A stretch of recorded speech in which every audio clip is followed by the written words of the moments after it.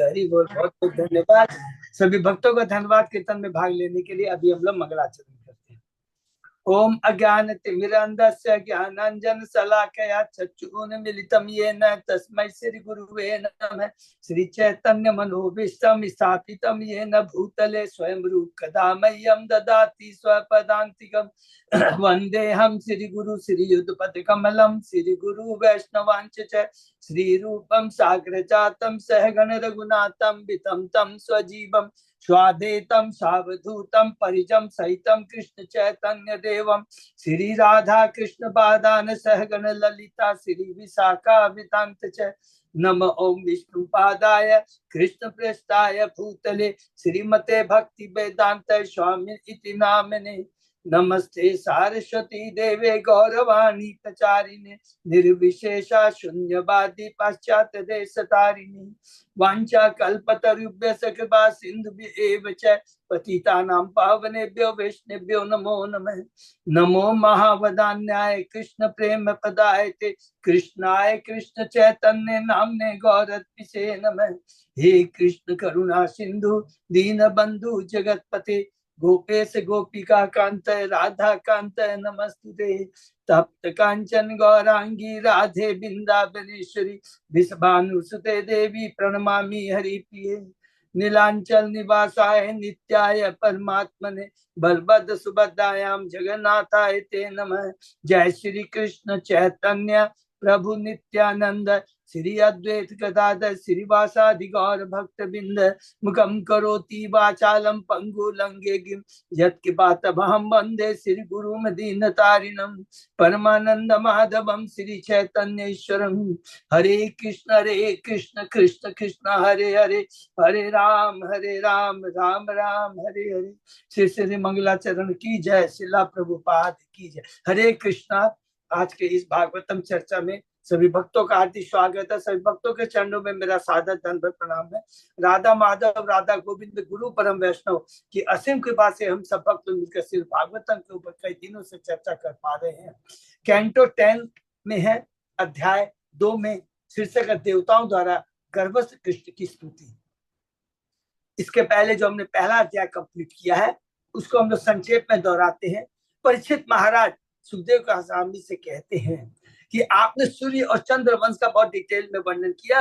अब कृपा करके हमें भगवान कृष्ण की सारे यशस्वी कार्यकलापों तथा उनके चरित्र का आदि से लेकर अंत तक का वर्णन कीजिए।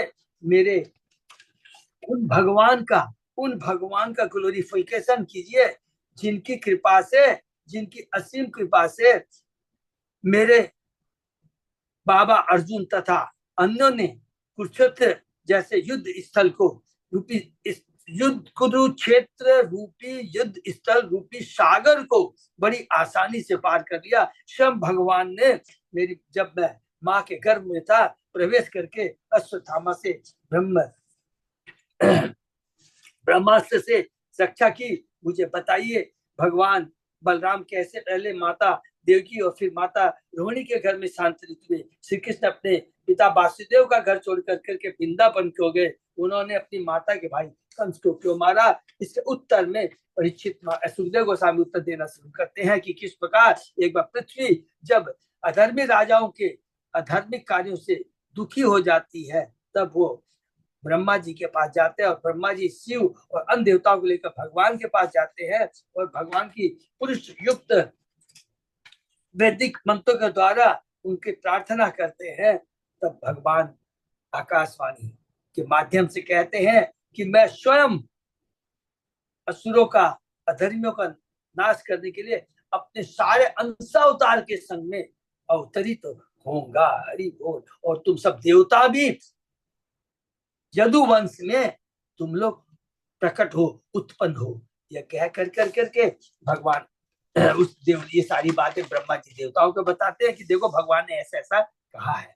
और उसके बाद में सुखदेव जी शुरू करते हैं कि किस प्रकार सूरसेन के पुत्र हैं वसुदेव जी, जिनका ब्याह देवकी माता से होता है और उसके बाद में स्वयं कंस उनका रथ हाँकता है और लेकिन जैसी आकाशवाणी होती है कि हे कंस, तुम्हारी इस बहन का जो 8वां पुत्र होगा वो तुम्हारे मृत्यु का कारण होता है, तुरंत उसकी चेतना में परिवर्तन आ जाता है, तलवार बाहर निकाल लाता है माता देवकी को मारने के लिए। लेकिन वसुदेव परम ज्ञानी है, बुद्धिमान है, भागवत है, परम भागवत है, तुरंत की शिक्षा देते हैं। कंस को कहते हैं कि एक स्त्री का वध नहीं होना चाहिए, यह तुम्हारी बहन है और सबसे बड़ी बात है इसका ब्याह अभी हुआ है, और अगर तुम ये करोगे तुम पाप के भागी बनोगे, तुम्हारा यश खत्म हो जाएगा, ये तुम्हारा कल्याण नहीं कर सकता है। अरे मृत्यु तो शाश्वत है, ध्रुव है, क्योंकि शरीर के साथ ही मृत्यु का जन्म होता है, कोई आज मरे या 100 वर्षों के बाद मरे। और सबसे बड़ी बात तो ये है कि ये तुम्हारी बहन है, छोटी बहन है, तुम्हारी पुत्री के समान है, इसका वध नहीं करना चाहिए। बहुत कहने के बाद भी जब देखते हैं वसुदेव कि कंस में कोई फर्क नहीं पड़ता है, तब वो कहता है कि देखो, वास्तविक जो आकाशवाणी हुई है उसके अनुसार देवकी का 8वां पुत्र तुम्हारा वध करेगा, तो मैं तुम्हें विश्वास दिलाता हूँ कि देवकी के एक के जो भी पुत्र होगा मैं तुम्हें ला करके दे दूंगा, इस प्रकार कहता है।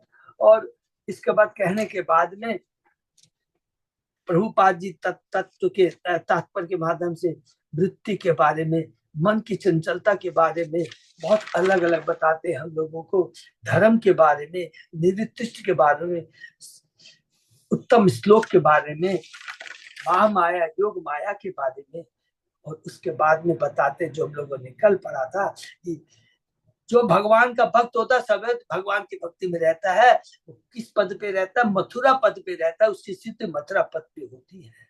ये बहुत सुंदर यहाँ पर बता करके पहला अध्याय समाप्त होता है, और उसके बाद में दूसरा अध्याय है शीर्षक देवताओं द्वारा गर्भवती कृष्ण की स्तुति। सुखदेव गोस्वामी जी परिचय मार्ग को बताते हैं कि कंस अपने ससुर, उनका ससुर कौन है, मगध राज जरासंध के संरक्षण में यदुवंशी राजाओं को पीड़ित करने लगा। तो उसके पहले हमने ये भी एक लाइन भूल गए कि कंस ने एक एक करके देवकी के 6 पुत्रों को मार देता है, और उसके बाद दूसरे अध्याय में कहता है कि बड़े बड़े जो असुर थे, चाणु, मुष्टिक, प्रलम, अरिष्ट, पुतना, केशी, धेनुकासुर, बाणासुर, नरकासुर, इन सबों की सहायता से वो क्या करता है, कंस यदुओं को कष्ट पहुंचाना शुरू कर देता है, तंग करना शुरू कर देता है। तो यादव कष्ट में होकर के, दुखी होकर करके वो क्या करते हैं, उस स्थान को छोड़ करके पूर्वों, पांचालों, केकों, शासवों, विदर्भों, कौशल राजाओं के पास चले जाते हैं। किंतु इनमें से कुछ लोग जो रहते हैं वो कंस के पास ही रहते हैं। उसमें कौन है, अक्रूर है। अक्रूर वहां नौकरी करने लगा। कंस जब देवकी के 6 पुत्रों को मार चुका तो देवकी के गर्भ से भगवान श्री कृष्ण का विस्तार, अंश, बलराम, संकर्षण, द्वितीय चतुर्भुज जैसे संबंधित है, वो प्रकट होते हैं। तब भगवान क्या करते हैं, अपने निज यदुवंश की रक्षा करने के लिए योग माया को आदेश देते हैं कि वे देवकी के गर्भ से मेरे इस विशाल संकर्षण को ब्रज में ले जाकर बिना किसी कसाई के रोहिणी के गर्भ में स्थानांतरित कर दे। हरि बोल। तो ये हम लोगों ने पढ़ा, और उसके आगे सुखदेव गोस्वामी जी के बताते हैं, हम लोग पढ़ते हैं, चर्चा करें। ओम नमो भगवते वासुदेवाय, ओम नमो भगवते वासुदेवाय, ओम नमो भगवते वासुदेवाय। नारायण नमस्कृत्य नरं चैव नरोत्तमं देवी सरस्वती व्यासं ततो जयम् उदीरये। नष्टायेषु भद्रेषु नित्यं भागवत सेवया भगवती उत्तम श्लोके भक्ति भवति नैष्ठिकी। कृष्णाय वासुदेवाय देवकी नंदनाय च नंद गोप कुमाराय गोविंदाय नमो नमः। आराधयो भगवान ब्रजेश तनय ततदाम वृंदावनम रमया काचिदुपासना व्रजवधू वर्गेण्य कल्पिता। श्रीमद्भागवतम प्रमाणम अम्लम प्रेमापुमतो महान श्री चैतन्य महाप्रभो मतमिदं तत् आदरो न पर। हरे कृष्ण कृष्ण कृष्ण हरे हरे, हरे राम राम राम हरे हरे। कैंटो 10 अध्याय 2 शीर्षक देवताओं द्वारा गर्भस्थ कृष्ण की स्तुति, श्लोक नंबर 9 शुरू करते हैं हम लोग। अतः अहम अंश भागेन देवक्या पुत्रताम शुभे प्राप्स्यामि त्वं यशोदायां नंद पत्न्याम भविष्यसि। हे सर्व कल्याणी योग माया, तब मैं पहले 6 ऐश्वर्य से युक्त होकर देवकी के पुत्र रूप में प्रकट होऊंगा और तुम महाराज नंद की महारानी माता यशोदा की पुत्री के रूप में प्रकट होगी। ये भगवान श्री कृष्ण योग माया को बोलते हैं। इस श्लोक में अंश भागेन शब्द महत्वपूर्ण है। भगवत गीता में भगवान कहते हैं अथवा बहुल एतेन किम ज्ञातेन ता अर्जुन विष्टभ्य अहम इदम कृतस नम एक अंशेन स्थितो जगत। हरि बोल, बहुत सुंदर श्लोक है। लेकिन हे अर्जुन, इस विस्तृत ज्ञान की क्या आवश्यकता है? मैं अपने एक अंश से इस सारे विश्व में व्याप्त हूँ और उसको धारण करता हूँ। भगवान की शक्ति के अंश रूप में ही हर वस्तु है। देवकी के गर्भ में भगवान कृष्ण के आने के लिए ब्रह्मा ने भूमिका निभाई, क्योंकि उन्होंने क्षीर सागर के तरफ भगवान से प्रार्थना की कि वे प्रकट हो। भगवान के प्रथम अंश बलदेव ने भी भूमिका निभाई। उसी तरह यशोदा की पुत्री रूप में उत्तम योग माया ने भी भूमिका निभाई है। बहुत इंपॉर्टेंट चीज यहाँ पर प्रभुपाद जी तात्पर्य में कह रहे हैं। सब लोग ने भगवान के आदेश के अनुसार ब्रह्मा जी ने वो यदुवंश में आपको सबको लेके आना है, सब देवताओं को। बलदेव ने आया, भगवान के आदेश की वो उनके विस्तार के रूप में आएंगे। और उसके बाद में शम योग माया ने भगवान के आदेश का पालन किया। इस तरह जीव तत्व, विष्णु तत्व, शक्ति तत्व, ये तीनों भगवान से मिल गए और जब कृष्ण प्रकट होते हैं तो अपने इन संयुक्त अंशों के समेत प्रकट होते हैं। हरि बोल। योग माया शक्ति तत्व हो गया, बलराम विष्णु तत्व हो गया, ब्रह्मा जी जीव तत्व है। ठीक है ना। जैसा कि पिछले शो बताया जा चुका, योग माया से कहा गया था कि वह देवकी के गर्भ से संकर्षण बलदेव को निकाल करके रोहिणी के गर्भ में स्थानांतरित करो, और वह उसके लिए भारी कार्य था। वह समझ नहीं पा रही थी कि संकर्षण को किस तरह खींचे। इस तरह किसने उसे सुबह कहकर संबोधित किया, तुम्हारा कल्याण हो, तुम मुझसे शक्ति प्राप्त करो, तुम इस काम को कर सकोगी। भगवत कृपा होने पर कोई भी व्यक्ति कोई भी कार्य कर सकता है, क्योंकि भगवान हर वस्तु में अपने अंशों से अंश भागे में उपस्थित रहते हैं और उसे अपनी परम इच्छा से घटाते बढ़ाते रहते हैं। बोल। बलराम कृष्ण केवल 15 दिन बड़े थे। कृष्ण के आशीर्वाद से योग माया माता यशोदा की पुत्री बनी, किंतु परमेश्वर की इच्छा से अपने माता पिता का प्रेम न पा सकी। यद्यपि कृष्ण माता यशोदा के गर्भ से उत्पन्न नहीं हुए थे, फिर भी उन्हें माता यशोदा नंद का प्रेम प्राप्त हुआ। कृष्ण के आशीर्वाद से योग माया को माता यशोदा पुत्री होने का गौरव प्राप्त हो सका। बोल। यशोदा भी कृष्ण के आशीर्वाद से प्रसिद्ध हो गई। यशोदा का अर्थ है यश देने वाली। तो तात्पर्य में बहुत सुंदर कहते हैं, अर्चिष्यन्ति मनुष्या त्वां सर्व काम वरो ईश्वरी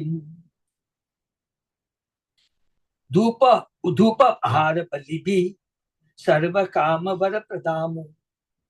सामान्य लोग पशुओं की बलि करके विविध सामग्री से तुम्हारी भव्य पूजा करेंगे, क्योंकि तुम हरेक की भौतिक इच्छाएं पूरी करने में सर्वोपरि हो। जैसा कि भगवत गीता में कहा गया, कामे स्थिते हित ज्ञान प्रपद्यन्ते अन्य देवता। जिनका मन भौतिक इच्छाओं से विकृत हो चुके हैं, वे देवताओं की शरण में जाते हैं। अतः मनुष्य शब्द सामान्य व्यक्ति के लिए आया जो जीवन के असली लक्ष्य को नहीं जानता।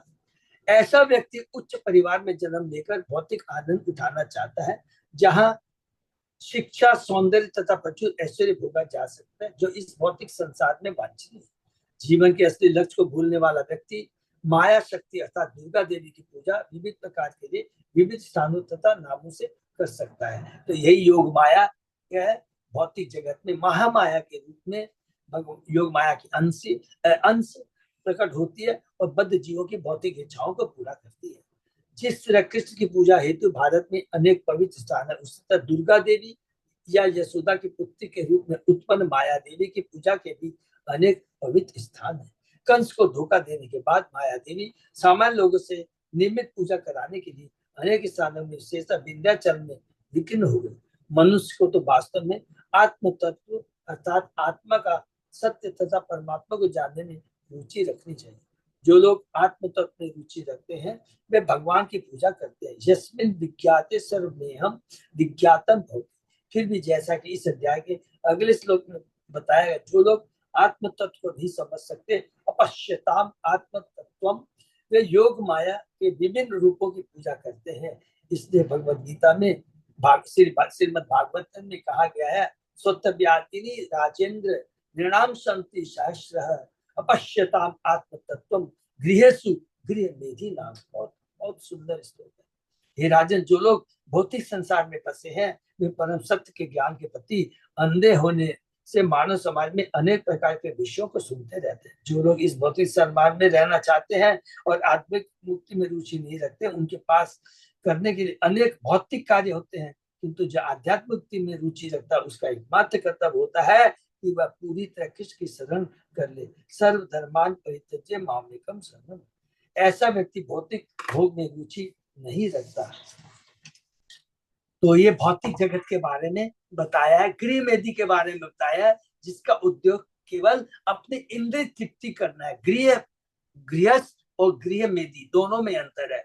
गृहस्थ वो है जो कृष्ण को केंद्र में रखकर अपना गृहस्थ जीवन यापन करता है, लेकिन गृह मेदी कृष्ण से विमुख होकर करके केवल अपनी भौतिक इच्छाओं को पूर्ति करने के लिए तीन गुणों के प्रभाव में आकर के, समूह विशेष करके रजोतम गुण प्रभाव में आकर करके अपनी केवल भौतिक इच्छा के लिए वो दिन रात परिश्रम करता रहता है, अपने परिवार के लिए परिश्रम करता है। नाम ध्येयानि कुर्वन्ति स्थानानि च नरा भुवि दुर्गो भद्रकालिति विजया वैष्णवीति च कुमुदा चंडिका कृष्ण माधवी कन्यकेति च माया नारायणी शानी शारदो इति अंबिका इति च। भगवान कृष्ण ने माया देवी को यह कहकर आशीर्वाद दिया, लोग तुम्हें पृथ्वी पर विभिन्न स्थानों पर विभिन्न नामों से पुकारेंगे। ये बहुत इंपॉर्टेंट है, ये श्लोक के अंदर दिया गया। यथा दुर्गा, भद्रकाली, विजया, वैष्णवी, कुमुदा, चंडिका, कृष्णा, माधवी, कन्यका, माया, नारायणी, ईशानी, शारदा तथा अंबिका। चूंकि कृष्ण तथा उसकी शक्ति साक्षात प्रकट हुई, अतः लोगों ने समय तक दो समूह बना रखे, शाक्त तथा वैष्णव जो शक्ति की पूजा करते हैं, तथा वैष्णव जो भगवान के भक्त हैं, विष्णु की पूजा करते हैं। और कभी कभी दोनों में स्पर्धा चलती है। अनिवार्य रूप से जो लोग भौतिक भोग में रुचि रखते हैं वे शाक्त हैं, शक्ति की पूजा करते हैं, और जो आध्यात्मिक मोक्ष तथा आध्यात्मिक धाम प्राप्त करने में रुचि रखते हैं वे वैष्णव हैं।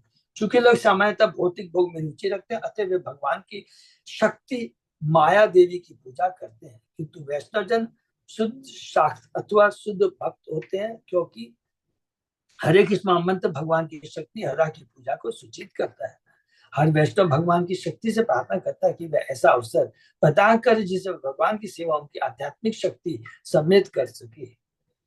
इससे सभी वैष्णव जन राधा कृष्ण, सीताराम, लक्ष्मी नारायण तथा रुक्मणी, द्वारकाधीश जैसे अष्टविग्रहों की पूजा करते हैं, किंतु दुर्गा शक्ति लोग भौतिक शक्ति की पूजा विविध नामों से करते हैं। माया देवी जिन जिन नामों से विभिन्न स्थानों में जानी जाती है उसकी सूची वल्लभाचार्य ने दी है।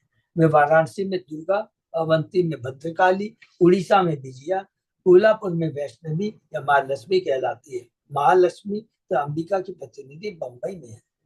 वे कामरूप प्रदेश में चंडिका, उत्तर भारत में शारदा, कुमारी अंतरिक्ष में कन्यका कहलाती है। इससे वे विभिन्न स्थानों में विभिन्न नामों के अनुसार पाई जाती है। श्री विजय ध्वज तीर्थपाद ने पद रत्नावली टीका में विभिन्न नामों की व्याख्या की। माया को दुर्गा इसलिए कहते हैं क्योंकि उन्हें कठिनाई से प्राप्त किया जाता है। उन्हें शुभ होने से भद्रा और गहरे नीले रंग की होने से काली कहा जाता है। अत्यंत शक्तिशाली होने से विजया और विष्णु की विभिन्न शक्तियों में से एक होने के कारण वे वैष्णवी कहलाती है। भौतिक जगत का भोग करने तथा भोग की सुविधा प्रदान करने के कारण कुमुदा, शत्रुओं के प्रति कठोर होने के कारण चंडिका, और समस्त भौतिक सुविधा प्रदान करने के कारण वे कृष्णा कहलाती है। इस तरह भौतिक शक्ति के विविध नाम है और वे पृथ्वी पर विभिन्न स्थानों में स्थित है। गर्भ शंकर नाथ तंबे प्राहु शंकर सन भुवि रामेति लोक रमनाद बलभद्रम बलो उच्छ्रियात। देवकी के गर्भ से निकाल कर रोहिणी के गर्भ में भेजे जाने के रोहिणी का पुत्र शंकरसन भी कहलाया, क्योंकि आकर्षित किया, एक गर्भ से दूसरी तरफ वो आकर्षित हुए, इसलिए उनका नाम शंकरसन, एक गर्भ से दूसरे गर्भ में उनको स्थानांतरित किया गया। वह गोकुल के सारे निवासियों को प्रसन्न रखने की क्षमता होने के कारण राम कहलाएगा। वो जो आनंद प्रदान करते हैं और अपनी प्रचुर शारीरिक शक्ति के कारण बलभद्र कहलाएगा। तो बलदेव भगवान को शंकरसन, राम और बलभद्र तीनों कहा गया। ये देखिए श्लोक के अंदर में ही लिखा हुआ है। बलराम को शंकरसन, बलराम या कभी भी राम नाम से विख्यात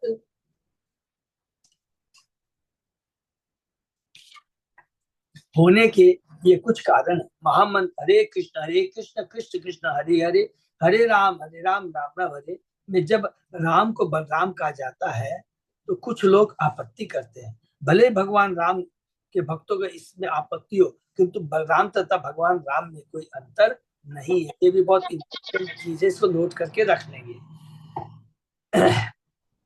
में जब राम को बलराम कहा जाता है तो कुछ लोग आपत्ति करते हैं। भले भगवान राम के भक्तों को इसमें आपत्ति हो, किंतु बलराम तथा भगवान राम में कोई अंतर नहीं है। कृष्ण के विस्तार है, उनका द्वितीय शरीर है। चेतन चेता में लिखा है कि बलराम कौन है, कृष्ण के द्वितीय शरीर है, कोई अंतर नहीं है। श्रीमद् भागवत के इस स्थल में बलराम को राम भी कहा गया है, राम नीति। अतः भगवान बलराम को भगवान राम कहना बनावटी नहीं है। जयदेव गोस्वामी ने भी 3 रामों का, परशुराम, रघुपति राम तथा बलराम का उल्लेख किया। ये सभी राम है। संदिष्टेवं भगवतो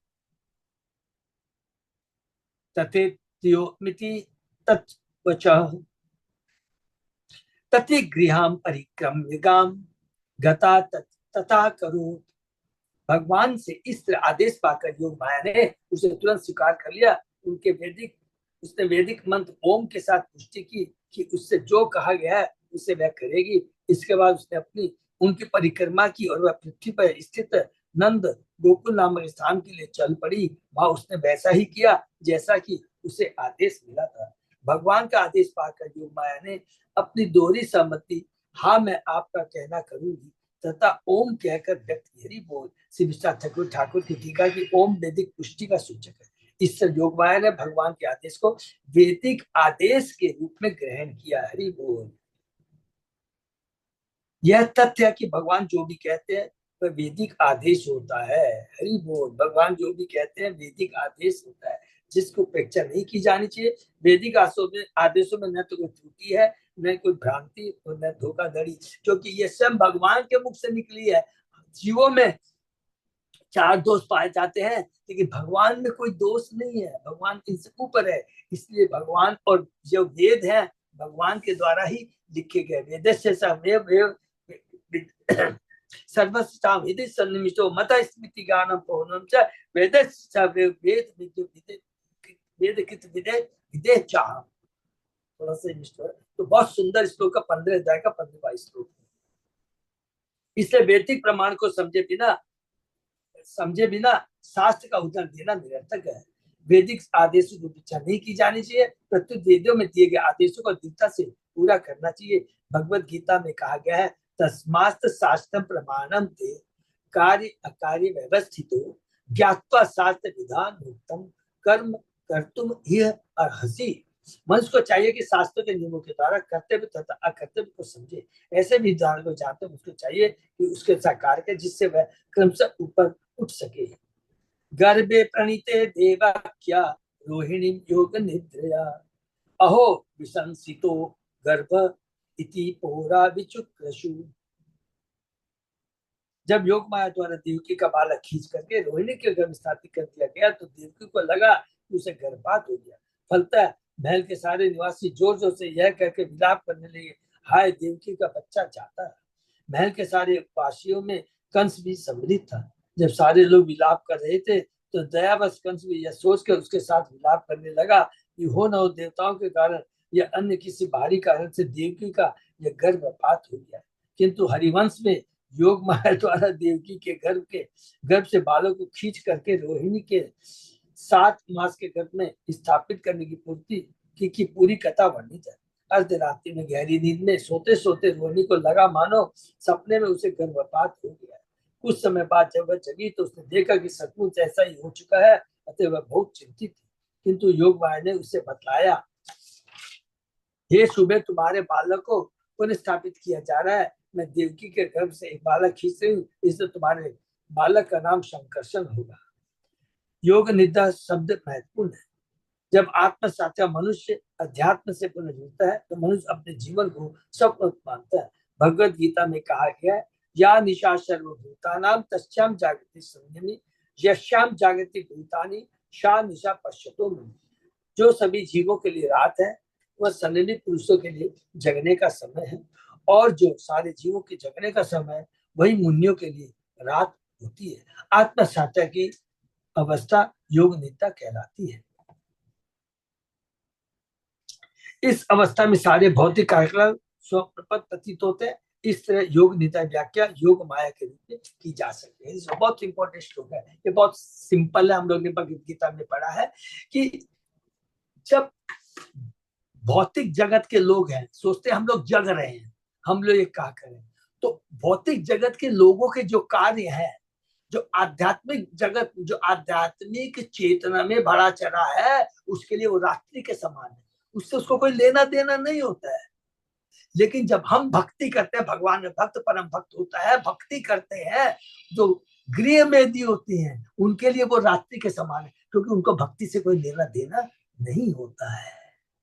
ये बहुत इंपॉर्टेंट चीज है, तो इसलिए हमें इसको ध्यान। और भौतिक दृष्टि से हम लोग देखते हैं, दूसरी बोल सकते हैं कि जब हम लोग सुबह सुबह उठते हैं, भौतिकतावादी लोग सोए हुए रहते हैं, और भगवान के भक्त सुबह सुबह उठ कर करके वो भगवान की भक्ति करते हैं, अर्चा भी क्या करते हैं, हरि नाम का जप करते हैं।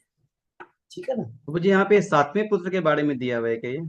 क्या चीज प्रभु?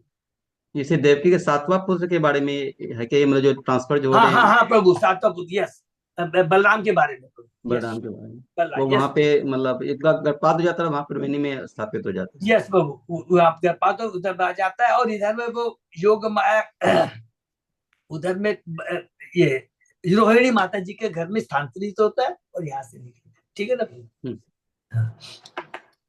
भगवान अपि विश्वात्मा भक्ता नाम अभयम कर आविवेशांश भागेन मन आनक दुंदुबे। इस तरह समस्त जीवों के परमात्मा था, अपने भक्तों के भय को दूर करने वाले भगवान वासुदेव के मन में अपने पूर्ण ऐश्वर्य के समेत प्रविष्ट हो गए। हरि बोल, कृष्ण भगवान की जय। अब भगवान बलराम जी आ गए, माता देवकी के घर को उन्होंने क्या बनाया, इस लायक बनाया कि अब मेरे कृष्ण उसके अंदर में आएंगे। तो पहले काम क्रोध, हमने पढ़ा है ना, मरीचि मन है, मन से काम क्रोध लोभ मोह मद मत्स्य सब खत्म हो गए, मार दिए गए। बलराम जी आते हैं भगवान के गर्भ में, इस भौतिक जगत में व्यवस्था करते हैं। अब 8वें पुत्र के रूप में कृष्ण आते हैं, और ये लिखा अपने पूर्ण ऐश्वर्य समेत। विश्वात्मा सब द्योतक का उसका जो हर हृदय में स्थित हो, ईश्वर सर्वभूतानां विदेशी अर्जुन तिष्ठति। विश्वात्मा का दूसरा अर्थ हर एक की एकमात्र प्रिय वस्तु। इस वस्तु को भूल जाने से ही लोग इस भौतिक जगत में कष्ट भोग रहे हैं। हरि बोल। किंतु यदि कोई कृष्ण प्रेम करने की अपनी पुरानी चेतना को जागृत कर लेता है, तो विश्वात्मा से अपने को जोड़ लेता है, तो वह पूर्ण बन जाता है। 33 स्कंद में भगवान का वर्णन इस प्रकार हुआ है, परावरीशो मदंस युक्तो ही जो अपनी जातो भगवान, अजन्मा होकर भी सबके प्रभु भगवान भक्त के मन में प्रविष्ट होकर शीर्ष की तरह प्रकट हुए लगते हैं। प्रभु पहले से मन के भीतर रहते हैं, अतः भक्त के शरीर से उनका उत्पन्न होना आश्चर्यजनक नहीं लगता। आविवेश शब्द बताता है कि वे वसुदेव के मन के भीतर प्रकट हुए, फिर इस कलम की आवश्यकता ही नहीं पड़ी। और ये बहुत, इसमें ज्यादा तर्क नहीं करना है, क्योंकि भगवान है, दिव्य शरीर को लेके वो तो हृदय में, देवकी के हृदय में मन वसुदेव के मन में प्रकट होते हैं।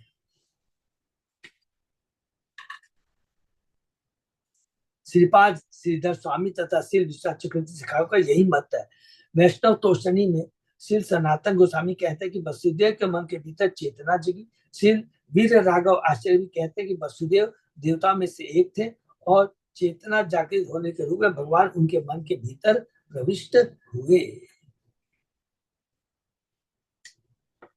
सबको समझ में आ रहा है ना, वसुदेव एक थे, इसका मतलब भगवान ने कहा था ना सभी देवता सब लोग मिल कर करके यदुवंश माने तुम इस धरा पर अवतरी, तो इसलिए यहाँ पर लिखा है कि उन वसुदेव भी उन देवताओं में से एक थे। सविप्रेत पौरुषम धाम भ्राजमानो यथा रवि दुरादशो अति दुर्धर्षो भूतानाम संबभूव। वसुदेव अपने हृदय के भीतर भगवान के स्वरूप को धारण किए हुए भगवान के दिव्य प्रकाशवान तेज को बहन कर रहे थे, जिसके कारण वे सूर्य के समान चमकीले बन गए। जिस प्रकार देवकी चमकीली बन जाती है, उसी प्रकार वसुदेव चमकीले बन गए। अतः उनकी और लौकिक दृष्टि द्वारा देखना या उन तक पहुंचना कठिन था। यहाँ तक कि वे कंस जैसे पराक्रमी व्यक्ति के लिए ही नहीं, अपितु सारे जीवों के लिए भी दुर्धर्ष थे। धाम शब्द महत्वपूर्ण है। धाम सूचक है भगवान के रहने के स्थान का। श्रीमद् भागवत के प्रारंभ में ही कहा गया है, धामना स्वेन सदा निरस्त कुहकम सत्यम परम धीमहि। भगवान के धाम में भौतिक शक्ति का कोई प्रभाव नहीं रहता। हरि बोल। धामना स्वेन यदा निरस्त कुहकम, जहाँ कहीं भी भगवान अपने नाम रूप गुण या परिकर के साथ रहते हैं, वही तुरंत धाम बन जाता है। वो अर्थात क्या बोलेंगे, वो आध्यात्मिक बन जाता है। उदाहरणार्थ वृंदावन धाम, द्वारका धाम, मथुरा धाम, क्योंकि इन स्थानों में भगवान का नाम, यश, गुण तथा परिकर सदैव उपस्थित रहते हैं। इसी तरह यदि भगवान किसी को कुछ करने के लिए शक्ति प्रदान करते हैं तो उसका हृदय धाम बन जाता है। हरि बोल।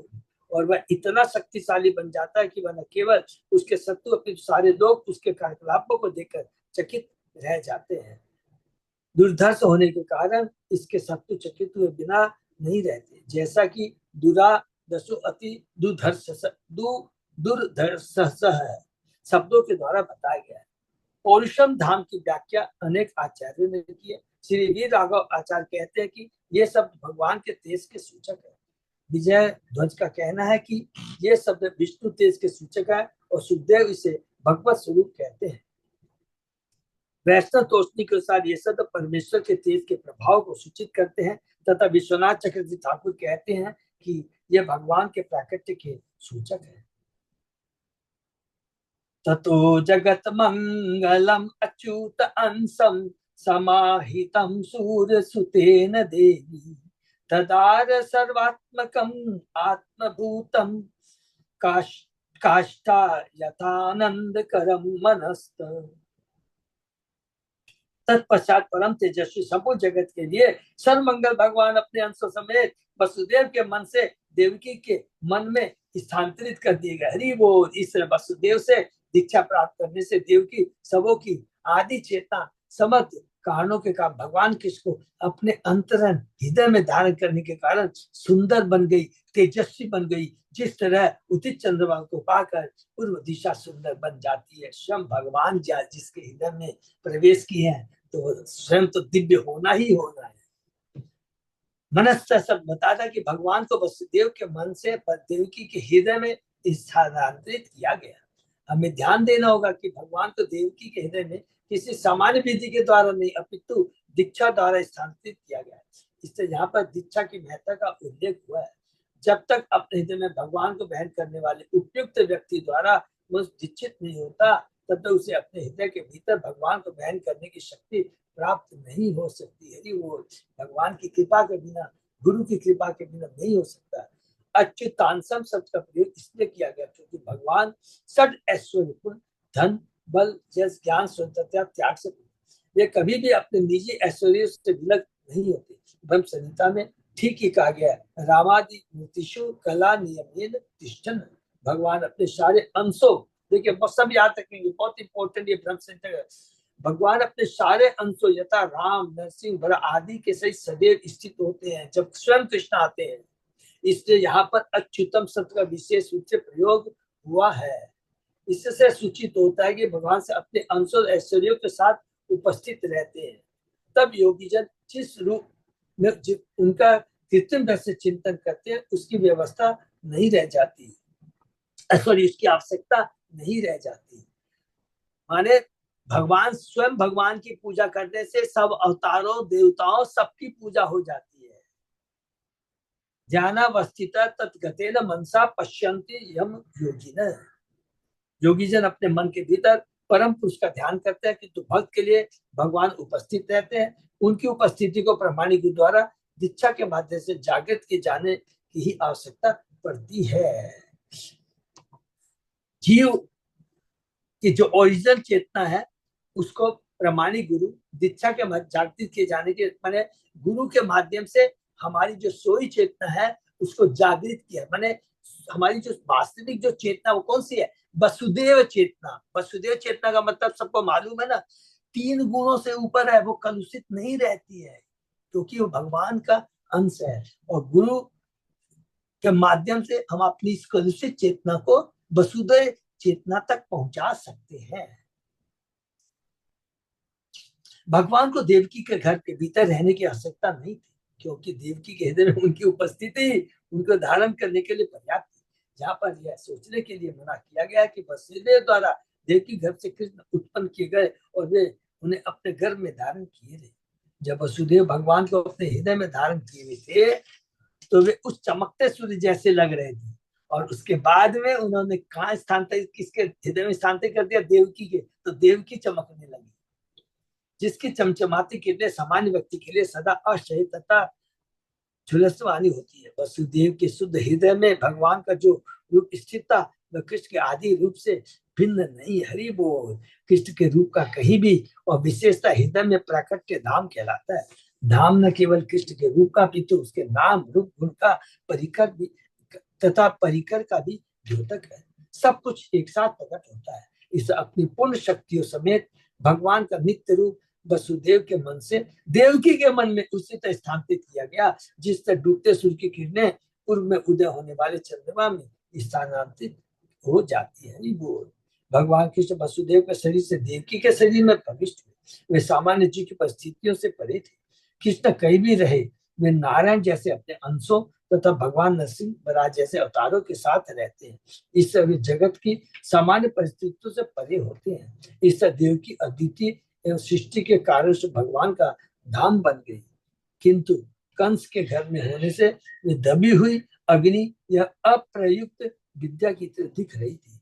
जब आग को किसी पात्र की दीवारों से ढक दिया जाता है या किसी लोटे में रख दिया जाता है तो अग्नि की प्रकाशमान किरणें नहीं दिखती। उसी तरह जिस ज्ञान से जनता को लाभ नहीं पहुंचता वह श्लाघनीय नहीं है। चूंकि देवकी को कंस के बंदी गृह की 4 दीवारियों के भीतर रखा गया था, अतः उनके उस दिव्य सौंदर्य को कोई नहीं देख सकता था जो उन्हें भगवान को धारण करने से उत्पन्न था। हरि बोल। इस श्लोक की टीका करते हुए श्री वीर राघव आचार्य लिखते हैं, वसुदेव देवकी जठरयो हृदयो भगवत संबंध। वसुदेव के हृदय से देवकी के घर में भगवान का प्रवेश 2 हृदयों का मिलन था। हरि बोल। सादेव की सर्व जगत निवास निवास भूता नित राम नरेजी भोजेन्द्र गेहे अग्निशिको इव रुद्धधा सरस्वती ज्ञान खले यथाशति। तब देवकी ने समस्त कारणों के कारण समग्र ब्रह्मांड के आधार भगवान को अपने भीतर रखा, किंतु कंस के घर के भीतर बंदी होने से वे किसी पात्र की दीवारों से आवृत अग्नि की लपटों की तरह या उस व्यक्ति की तरह थी जो अपने ज्ञान को जन्म समुदाय के लाभ हेतु वितरित नहीं करता है। इस लोक में ज्ञान खल सब अत्यंत महत्व, बहुत इंपॉर्टेंट है। ज्ञान तो वितरण के लिए होता है। जितने पहले से ही पर्याप्त ज्ञान है, तो जब भी वैज्ञानिक दार्शनिक को कोई नया ज्ञान सूझता है तो वे इसे विश्व भर में वितरित कर देना चाहते हैं, अन्यथा वह ज्ञान क्रमशः सूख जाता है और उससे कोई भी व्यक्ति लाभ नहीं उठा सकता। भारत के पास भगवत गीता का ज्ञान है, तो दुर्भाग्यवश किसी न किसी कारणवश इस दिव्य भगवत ज्ञान का विश्व में वितरण नहीं हो पाया। यद्यपि ये सारे मानव समाज के निमित्त है, क्योंकि भगवत गीता मनुष्य जीवन का मैनुअल है, how to live and how to die, art of living and art of dying Bhagavad Gita है। इससे कृष्ण स्वयं श्री चैतन्य भाव के रूप में प्रकट हुए और उन्होंने सारे भारतीयों को आदेश दिया कि वे भगवत गीता के ज्ञान के सारे विश्व में वितरण करने का भार अपने हाथ में ले ले। जा रे देखो तारे का किस उपदेश हमारा गुरु हो तारो एक देश। भगवत गीता तस्वीर भागवत में दिए गए भगवान श्री कृष्ण के आदेशों का पालन करने के लिए हर एक को उपदेश दो। इस आध्यात्मिक गुरु बनकर इस देश के हर व्यक्ति को मुक्त करने का प्रयास करो। यद्यपि भारत के पास भगवत गीता का दिव्य ज्ञान है, किंतु भारतीयों ने इसे वितरित करने का अपना कर्तव्य नहीं निभाया है। बहुत इंपॉर्टेंट बात है कि प्रभुपाद जी कह रहे हैं। इसलिए अब इस ज्ञान को यथारूप में बिना किसी परिवर्तन विकार के चेंज के वितरित करने के किस आंदोलन की भी स्थापना की गई, इस्कॉन की स्थापना की गई। यद्यपि इससे पूर्व श्री भगवत गीता के ज्ञान का वितरण करने के प्रयास हुए, किंतु इन प्रयासों में विकृति तथा संसारिक ज्ञान से समझौता किया जा रहा है। लेकिन क्योंकि ये यथारूप नहीं था, इसमें कोई विकृति चेंजेस करके और सांसारिक ज्ञान से समझौता कि नहीं, लोगों को सब ये चीज अच्छा नहीं लगेगा, इसलिए सांसारिक ज्ञान समझौता किया जा रहा है। लेकिन अब कृष्ण आंदोलन भगवत गीता यथारूप का वितरण कर रहा है।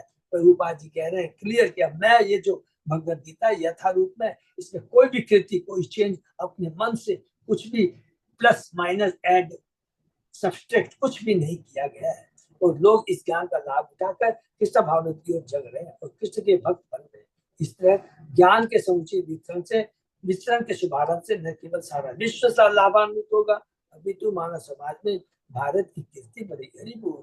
कंस ने कृष्ण आंदोलन को अपने घर के भीतर भोजन गृह बंदी बनाने का प्रयास किया, जिसका परिणाम यह हुआ कि वो अपने सारे ऐश्वर्य समेत नष्ट हो गया। इसी तरह भगवत गीता के असली ज्ञान का गला ढोंगी भारतीय नेताओं द्वारा घोटा जा रहा था और परिणाम से भारतीय संस्कृति तथा भगवत ज्ञान नष्ट हो रहा था।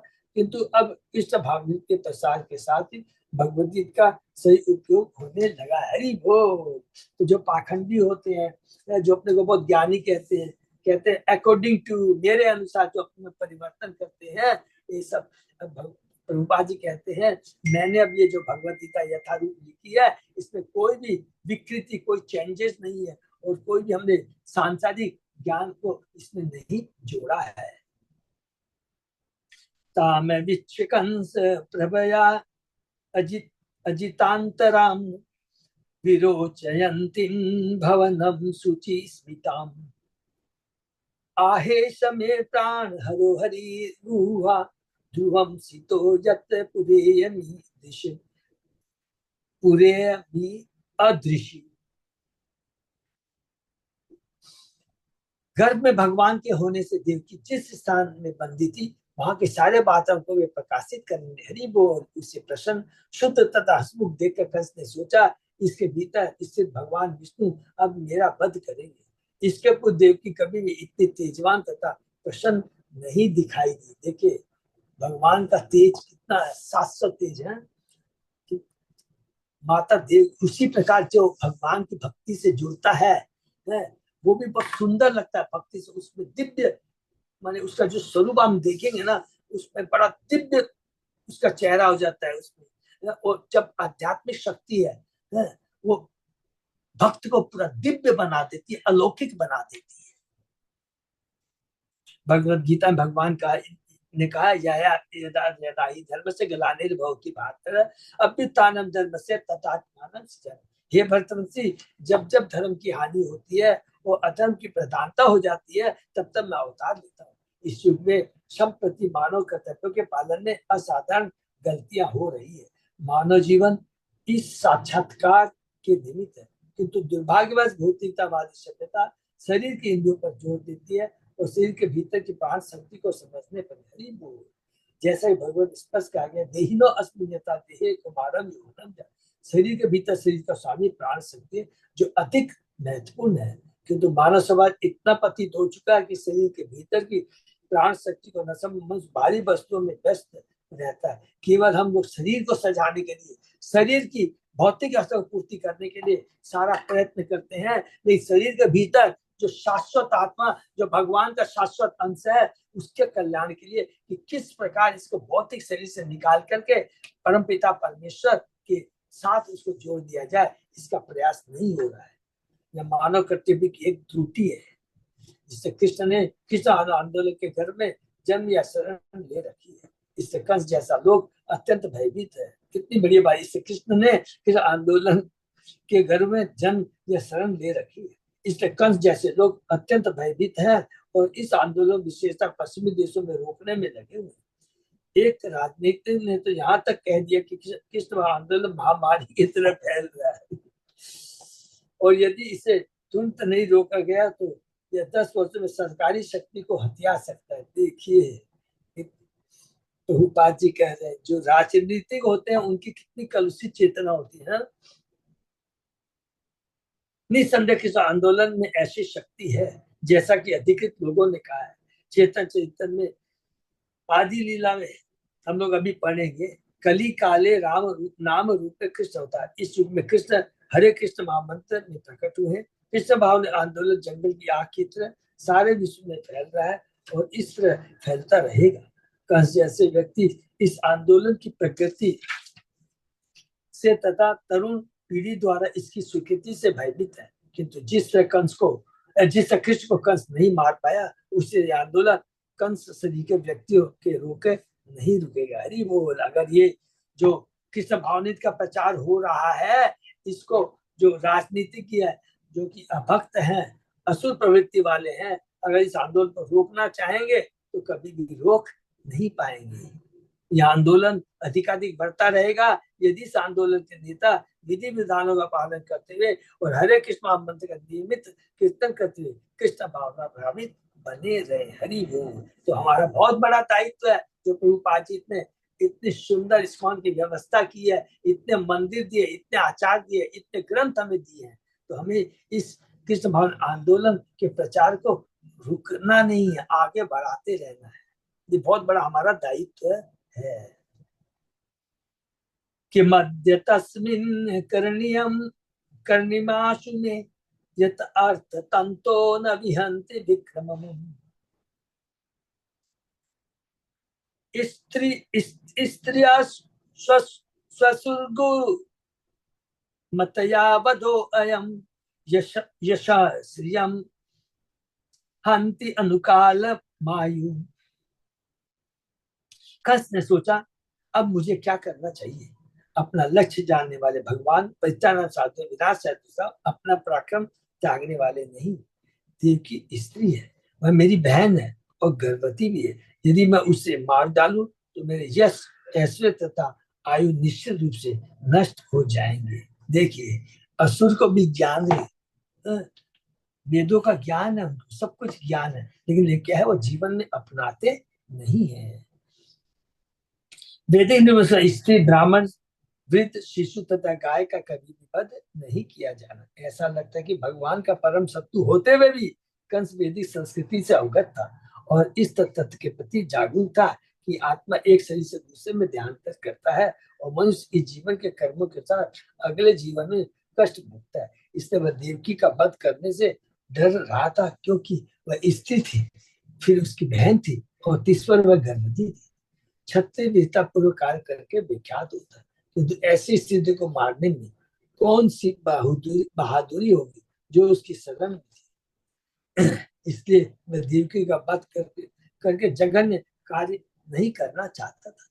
कंस का शत्रु तो देवकी घर के भीतर था, किंतु शत्रु का ऐसी अज्ञान की स्थिति में वध करना बहादुरी नहीं होगी। क्षत्रिय निमुक्षा शत्रु से आमने सामने था, उचित हथियारों के साथ युद्ध करना चाहिए और यदि शत्रु मारा जाता है तो जीतने वाला विख्यात बनता है।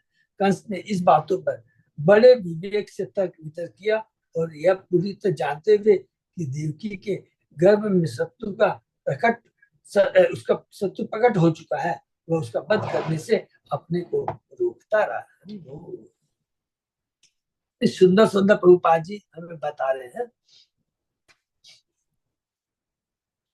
स जीवन खलु संपरेतो वर्तेत यो अत्यंत नृशंसितेन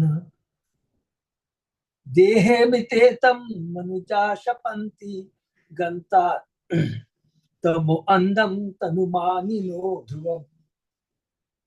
अत्यधिक क्रूर व्यक्ति को जीवित रहते हुए मृत माना जाता है। यह बहुत इंपॉर्टेंट बात लिखा, देखिए, अत्यधिक क्रूर व्यक्ति को जीवित रहते हुए भी मृत माना जाता है, क्योंकि उसके जीवित रहते हुए या उसकी मृत्यु के बाद भी हर कोई उसकी निंदा करता है। देहात्म बुद्धि वाला व्यक्ति मृत्यु के बाद भी अंधतम नरक को भेजा जाता है, इसमें कोई संदेह नहीं है। तो क्रोध के बारे में कहा, क्रूरता के बारे में कहा। कंस ने विचार किया कि यदि वह अपनी बहन को मारता है, हमारे क्रूरता के बारे में कहा, तो जब तक वह जीवित रहेगा तब तक लोग उसकी निंदा करेंगे और मृत्यु के बाद उसे अपनी इस क्रूरता के लिए अंधतम नरक में जाना पड़ेगा। इनडायरेक्टली वसुदेव ने भी कहा था, याद है ना, श्याम और भेद। श्याम माने उसको सांत्वना दिलाया, अरे तुम तो बहुत महान हो, ज्ञानी हो, तुम्हारी बहन है? और भेद, देखो स्त्री का वध करोगे, गर्भवती का वध करोगे तो ये बहुत पाप लगेगा, तुम्हारी सारी यश तुम्हारा खत्म हो जाएगा, तुम्हारा कल्याण खत्म हो जाएगा। कहा गया कि कसाई जैसे कोई व्यक्ति को सलाह दी जाती है कि वह न तो जिए और न मरे। जीवित से ऐसा कोई व्यक्ति अपने अगले जन्म के लिए नार की स्थिति उत्पन्न करता है, अतः उसे जीवित नहीं रहना चाहिए, किंतु उसे मरने की भी सलाह नहीं दी जाती, क्योंकि मृत्यु के बाद उसे अंधतम नरक में जाना पड़ेगा, माने बीच में फंस जाता है। इस सब दोनों तरह से निंदनीय है। इसलिए आत्मा के देहांतर का ज्ञान होने के कारण कंस ने जानबूझ कर देव का वध करने से अपने को रोका। इस श्लोक में गंता तमो अंध तनुमानिनो ध्रुवम शब्द अत्यंत महत्वपूर्ण है और उनकी विस्तृत जानकारी अवश्य। श्री जीव गोस्वामी ने वैष्णव तोष नीतिका में कहा, तत्त तनुमानिन पापिन इति देहात्म बुद्ध ध्येव पापा भी निवेशो भवति। जो व्यक्ति यह सोचते हो कि मैं यह शरीर हूँ, देहात्म बुद्धि में जीता है, वह अपने को इस विचार मात्र के आधार पर पाप में कृत्यों में डालता है। इस विचार के अंतर्गत जीने वाला कोई भी व्यक्ति नरक का कामी समझा जाना है। 100% वो नरक में जाएगा। प्रहलाद महाराज कहते हैं, अदांत गोवीर विश्वताम तमिशम पुनः पुनः चर्वित चर्वणान। देहात्म बुद्धि वाला व्यक्ति अपने इंद्रियों पर अंकुश नहीं लगा सकता। ऐसा व्यक्ति खाने पीने, आनंद मनाने, इंद्रियों के लिए कुछ भी कर सकता है। उसे इसका ज्ञान नहीं रहता कि आत्मा का देहांतर एक शरीर से दूसरे में होता है। ऐसा व्यक्ति जो चाहता है, जो सोचता है, वही करता है, जिसके कारण प्रकृति के अनुसार वह विभिन्न भौतिक शरीर में घोर कष्ट भोगता है। यावत क्रिया तावत इदम मनोवे कर्मात्मकम येन शरीर बंध।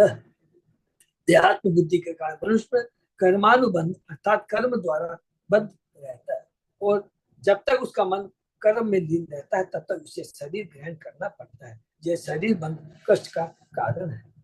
न साधु मन्ये यत आत्मनो अयम असन्नपि क्लेशं आश देह।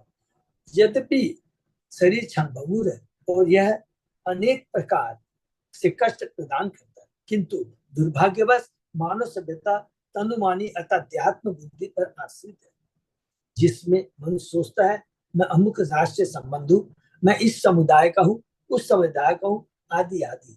हम में से हर एक के अपने अपने विचार है और हम व्यक्तिगत, सामाजिक, जातिगत, राष्ट्रगत रूप से कर्मानुबंध की पाप में जटिलताओं में बंधते जा रहे हैं। शरीर के निर्वाह हेतु लोग अन्य शरीरों का वध करते हैं और कर्मानुबंध में फंसते जाते हैं। इससे श्री जी गोस्वामी कहते हैं कि तनुमानी क्या होते हैं? वो पापी होते हैं। ऐसे पापियों का अंतिम गंतव्य अंधतम नरक होता है। गंता तमो अंधम विशेषता, जो व्यक्ति पशुओं को मारकर अपना शरीर पालन करना चाहता है वह सबसे बड़ा पापी है और वह आध्यात्मिक जीवन के महत्व को नहीं समझ सकता। भगवद गीता में भगवान कहते हैं, तान अहम द्विषतः क्रूरान संसारेषु नराधम क्षिपामि अजस्रम शुभान आसुरिश आसुरीषु एव योनिषु, आसुरी योनि अपन्ना मूढ़ा जन्मनि जन्मनि माम अप्रायैव अप्रेव कौन्तेय ततो यान्ति अधमाम गति, यान्ति अधमाम गति। बहुत इंपॉर्टेंट। जो लोग ईर्ष्यालु तथा उद्यमी हैं, जो पुरुषों में अधम है, उन्हें मैं इस भवसागर में विभिन्न आसुरी योनियों में डाल देता हूँ। ऐसे व्यक्ति आसुरी जीवन की योनि में बार बार जन्म ग्रहण करते मेरे पास कभी नहीं था। ऐसे लोग क्रमशः अत्यंत निंदनीय स्थिति में नीचे गिरने चले जाते। यह मानव जीवन एक वरदान है जो अनेकानेक जन्मों के बाद मिला है, जिसके मूल्य को मनुष्य को समझना चाहिए। अतः मनुष्य को तनुमानी अर्थात अध्यात्म से मुक्त होकर भगवान का साक्षात्कार करना चाहिए। यहीं पर हम लोग विराम देते हैं। तो बहुत सुंदर सुंदर यहाँ पर सुखदेव गोस्वामी जी ने बताया है कि भगवान जब श्री कृष्ण गर्भ में आ गए हैं और कंस की भावना को यहाँ बता रहे हैं। देखिए, भगवान को देखकर कंस की चेतना में भी परिवर्तन आ जाता है। और यहाँ पर एक ही सेंटेंस में थोड़ी सी बात हम लोग सब समझ लेंगे। ज्ञान तो देखिए होना कोई बड़ी बात नहीं। ज्ञान तो रावण के अंदर नहीं था, ज्ञान तो हिरण्यकशिपु के अंदर नहीं था। हमने पढ़ा कि जब हिरण्याक्ष का वध हुआ था, तब जब उसकी माता दिति, उसके छोटे भाई की बहन, सब लोग भतीजे सब रो रहे थे, हिरण्यकशिपु ने बहुत सुंदर ज्ञान दिया था।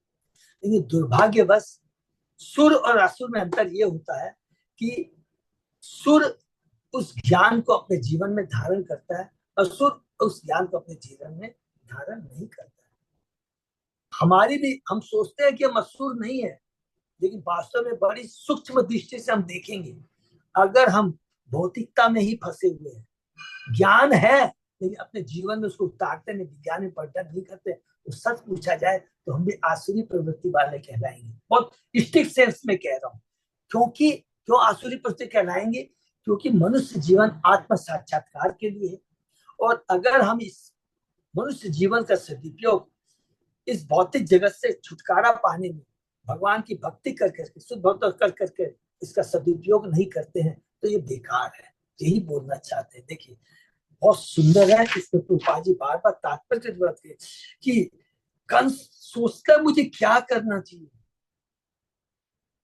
देव की स्त्री है, मेरी बहन है, गर्भवती है, यदि मैं इसे मार डालूंगा तो क्या होगा? मेरा सारा ऐश्वर्य, आयु निश्चित रूप से नष्ट हो जाएंगे, अर्थात मुझे पशु योनि में जन्म मिलेगा। ये ज्ञान है उसको, लेकिन क्या है, दुर्भाग्यवश उसको अपने जीवन में उतारता नहीं है। यही सुर असुर में फर्क है। तो इससे बचने के लिए हमें क्या करना है? एक सेकंड, केवल कुछ नहीं करना है, हरिनाम का जप करना है, भक्तों के संग में, कांस्टेंट संग में रह कर करके भक्ति करनी है और भगवान के नाम का प्रचार करना है, और कुछ नहीं करना है। क्योंकि चेतन महाप्रभु ने चेतन चेता में जब हम पढ़ रहे हैं, उसमें लिख दिया कि इस कलयुग के अंदर में 99% लोग जगाई मगाई है, हमको उससे बचना है। हरे कृष्णा। तो विराम देते। किसी का कोई प्रश्न? हरे कृष्णा प्रभु। इसमें लिखा हुआ है कि पूर्ण पुरुषोत्तम भगवान को वसुदेव के मन में, हृदय में देवकी के हृदय में स्थानित किया। इसके क्या मतलब हुआ प्रभु? माता जी, इसका मतलब ये हुआ ना, भगवान सबसे पहले कौन है? कृष्ण कौन है? अजन्मा है, अजन्मा है। भगवान का कोई भौतिक जन्म नहीं होता है। हम लोगों का भौतिक जन्म होता है पिता माता के गर्भ में अपना विस्थापित, लेकिन भगवान के संग ये चीज नहीं है। भगवान तो क्या करते हैं? भगवान तो दिव्य है।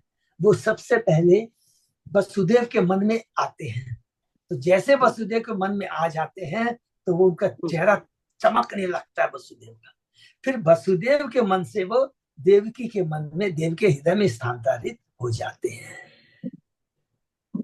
माने वो प्राकट्य, भगवान का प्राकट्य होता है, उनका कोई भौतिक जन्म नहीं होता माता जी। भगवान तो प्रकट होते हैं। मैं समझा पाया माता जी? नहीं समझ में आया आपको? खाली ऐसा इशारा में समझे कि भगवान का ना जो जन्म होता है ना, वो भौतिक नहीं होता है, दिव्य होता है। तो दिव्य जब जन्म होता है ना, तो भगवान प्रकट, तो प्रकट कैसे हो गए? प्रकट का उन्होंने माध्यम किसको बना लिया है? वसुदेव और देवकी को माध्यम बना लिया है। ठीक है माता जी? हरे ठीक। कृष्ण। प्रभु जी, एक क्वेश्चन था। हाँ माता इतने जी। दिन भगवान जी कृष्ण से केवल 15 दिन बड़े थे। हाँ हाँ। हाँ माता जी, बिल्कुल सही बात है। तो सही इसमें मुझे है कुछ तो समझ में सही नहीं आया प्रभु जी, 15 दिन का कैसे अंतर है? प्रभु सही तो इसमें है, वो लेकिन प्रभु आप इसमें खाली ऐसे ही लिख लेंगे, यदि जान लेंगे तो बहुत अच्छा होगा। अभी याद कीजिए, ये हम लोग नित्यानंद जी कब बनाए थे और गौर पूर्णिमा फेस्टिवल कब बनाए थे? किसी को याद है? ये 15 दिन ही आता है पहले। हाँ, वही 10, 12, 15 दिन का ही फर्क है। और बलराम जयंती और कृष्ण जयंती अर्थात जन्माष्टमी, जन्माष्टमी के पहले बलराम जयंती है। तो यही है प्रभु, ये है इसके अंदर में। और जब वो देखेंगे आप नित्यानंद प्रभु और ये क्या नाम है, गौर पूर्णिमा का, एक्चुअली जब हम लोग जिसमें पढ़े हैं ना, इसके अंदर में चेतन चरितामृत में, चेतन भागवत में पढ़े हैं, तो चेतन भागवत में लिखा है कि जब भगवान चैतन्य महाप्रभु का जन्म हुआ था, 12 दिन का, हाँ 12 दिन ही तो था। यस, 12 दिन के, 12 तो दिन ही था, बिल्कुल 12 दिन ही था है? और जब चैतन्य महाप्रभु, नहीं 12 साल था क्या, पता नहीं, क्योंकि याद है ना हम लोग ने पढ़ा था, उसमें लिखा था जब चैतन्य महाप्रभु 20 साल के हो जाते हैं, उस समय नित्यानंद प्रभु 32 साल के होते हैं, और तब वो नवद्वीप में आते हैं। तो ऐसे कुछ करके, तो यहाँ पर ये लिखा है, हम लोग इसी से निकालते हैं बलराम जयंती और जन्माष्टमी में कितना अंतर है। किसी को याद है नित्यानंद और ये गौर निताई? तो वो आपको याद होगा कब तो लिखा हुआ डेट में तो 15 दिन पहले का ही रहता है। 25 मार्च था ना प्रभु, नहीं जो हम लोग ने गौर एग्जैक्टली पूर्णिमा मैं बता सकता हूँ।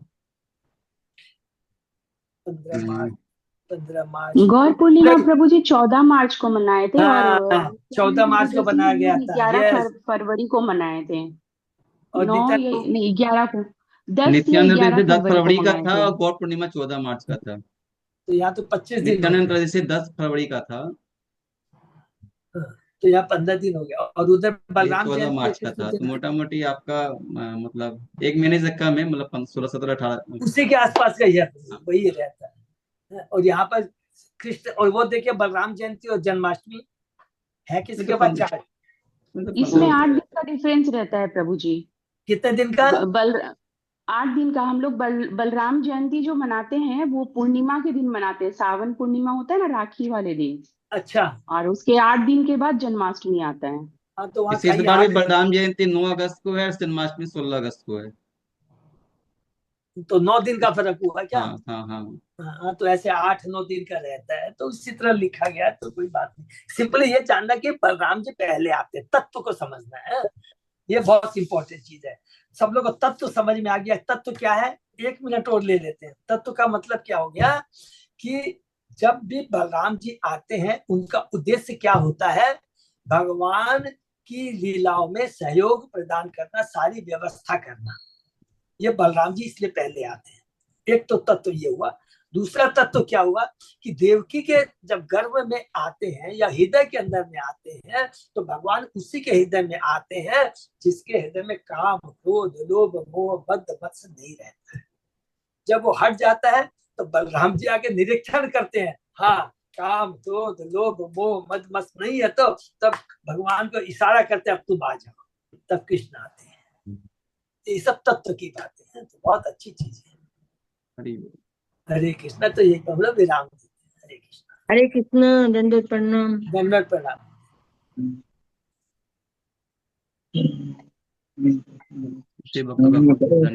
तो वो और कुछ अनाउंसमेंट नहीं है ना? Thank you.